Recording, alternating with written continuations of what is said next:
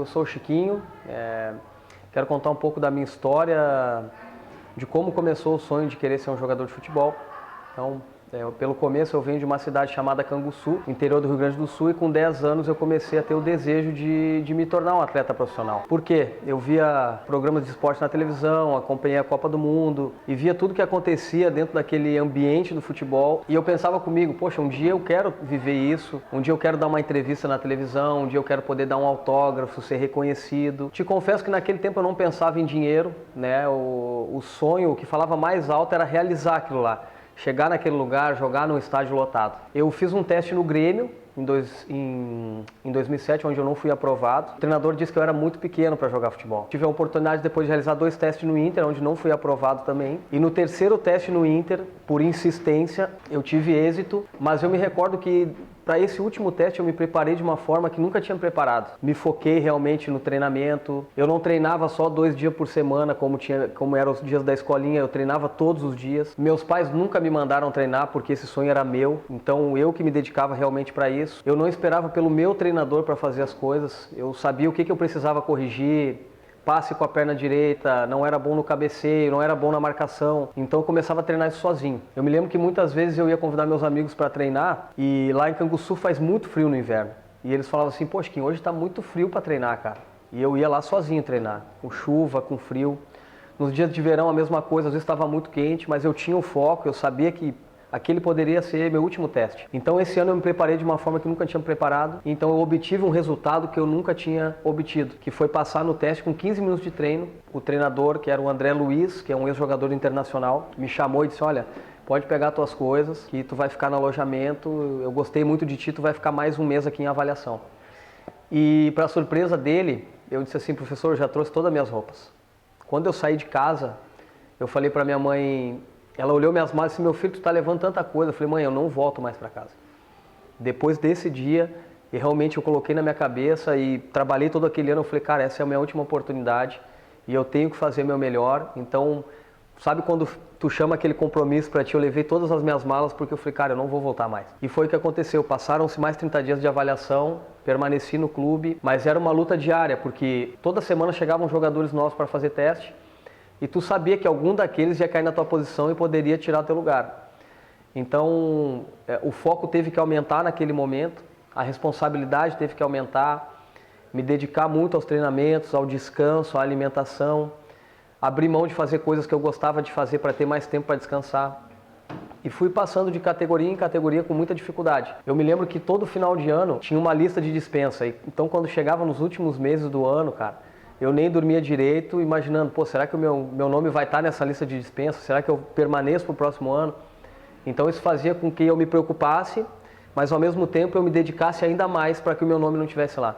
Eu fiz a minha estreia no Internacional com 19 anos e eu me lembro que quando eu subi para o profissional, praticamente eu não fazia parte dos coletivos. Eu estava escutando o jogo em casa, na rádio, um jogo do Inter contra o Guarani, e o comentarista falou que durante o jogo um lateral foi suspenso, o outro se machucou e ele falou na rádio, olha, eu acho que o Chiquinho vai jogar.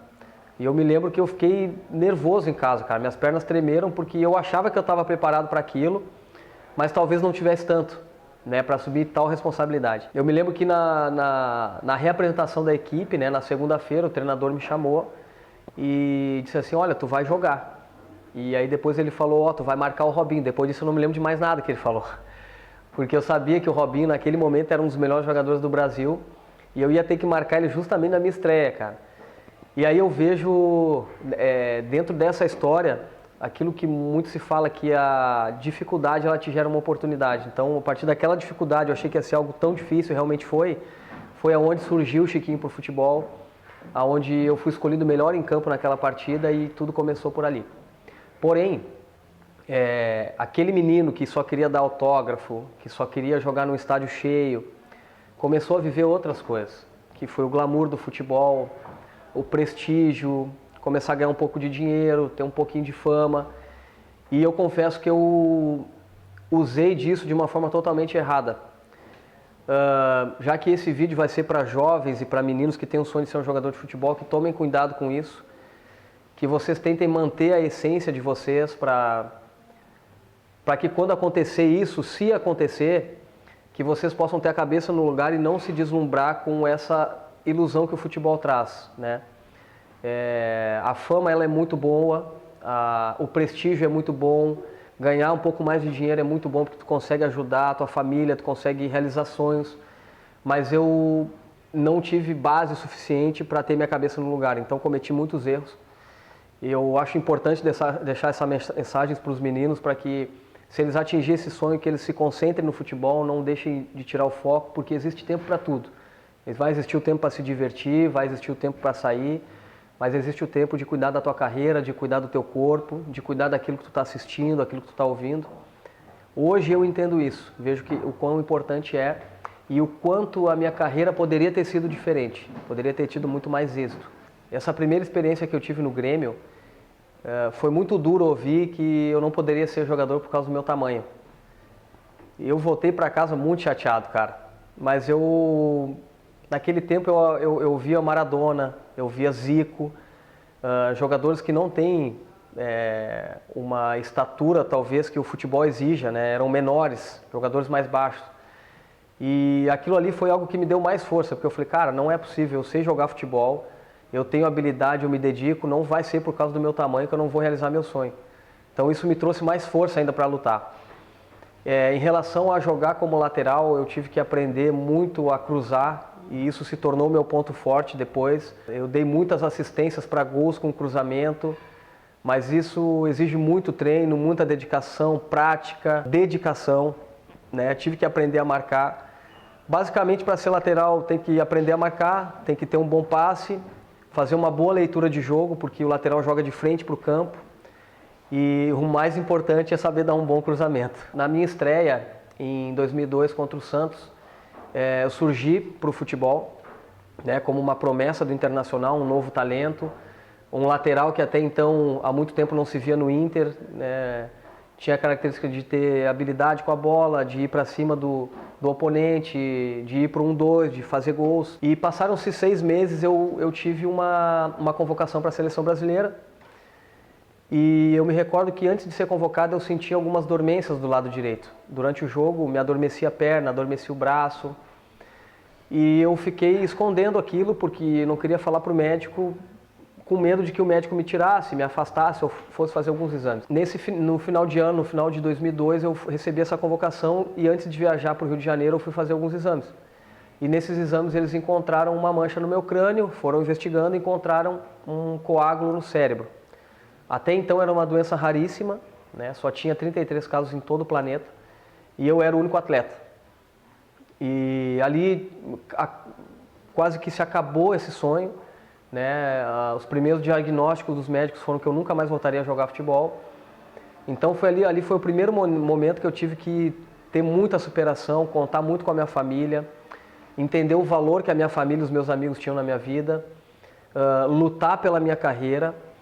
Né, e fiquei 1 ano sem jogar futebol, né, graças a Deus eu tive aí a oportunidade de voltar a realizar aquilo que eu mais amava, aquilo que eu mais amo.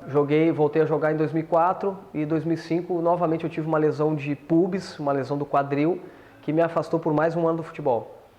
Então a minha carreira foi cheia de superações, foi cheia de momentos onde eu tive que buscar força onde eu achava que não tinha, né, desde ali dos 13 anos quando eu vim para o Beira-Rio. Tive que deixar meus pais no interior, morar com gente que eu nunca tinha visto na minha vida, ver muita coisa que eu achava errado, mas não podia falar nada, comer coisas que eu não gostava de comer porque era o que tinha. Então eu entendo que os meninos que querem chegar, realizar esse sonho, vocês vão ter que passar por algumas dificuldades, e isso vai ser normal, mas eu entendo que isso é para melhorar vocês como pessoa, melhorar o caráter de vocês, para vocês entenderem que na vida existem frustrações. Vão ter aqueles meninos que não vão conseguir realizar o sonho e nem por isso perdem o valor. A vida continua. Vocês vão exercer qualquer outra profissão com êxito também, se dedicarem.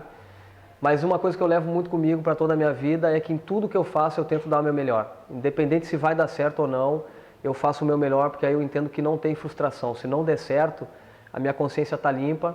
Eu sei que eu dei o meu melhor, talvez não era para ser. Bom, então... Galera, vocês que curtiram o vídeo, gostaram de escutar essa história, compartilhem, curtam o blog Quero Ser Jogador. Valeu, boa sorte para vocês!